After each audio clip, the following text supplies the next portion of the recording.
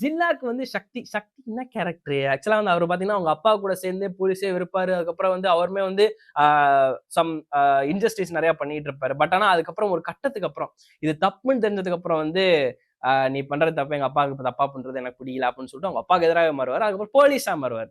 அதுக்கப்புறம் வந்து டிசியா மாறுவார். ஸோ அது எல்லாமே ஒரு சைடு இருந்தாலும் இங்கிட்டு இவருக்கு யாரை கொடுக்கலாம் அப்படின்னு யோசிச்சப்பதான் வந்து ஆமால்ல இதே மாதிரி கிரைம் எல்லாம் பண்ணி இப்ப நல்லவரா வாழ்ந்துட்டு இருக்கிறாரு. வேற யாரு கிடையாது, நம்ம மேன் மேடோட ஃப்ரெண்டு பனிஷர் தான், வேற யாருமே கிடையாது. ஸோ பனிஷரை பொறுத்த வரைக்கும் ஃப்ராங்க் கேசல் அவர் தான் சொல்றேன்.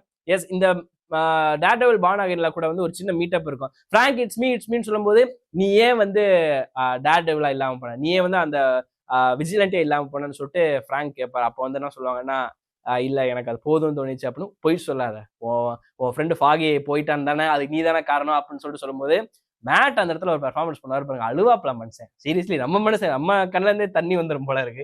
ஸோ டேர்டெவிலோட ரெஃபரன்ஸ் வந்து இங்க கனெக்ட் பண்ற எதுக்கு அப்படின்னா ஃப்ராங்க் வந்து ஒரு காலத்துல எப்படி இருந்தாரு, இப்போ வந்து அவரோட டிரான்ஸ்ஃபர்மேஷன் எப்படி மாறி இருக்கு அப்படின்ற ஒரு விஷயம் தான். இப்போ வந்து நீதிடா நேர்மடா நியாயம்டான்னு சொல்லிட்டு ஒரு சைடு சொல்லிட்டு தெரிஞ்சாலும் மேட் மோடாக ஹெல்ப் பண்ணிட்டு இருந்தாலும் பட் ஒன்ஸ் அப்பான டைம் அவருமே வந்து இன்ஜஸ்டிஸ் நிறைய பண்ணிட்டு இருந்தவர் தானே.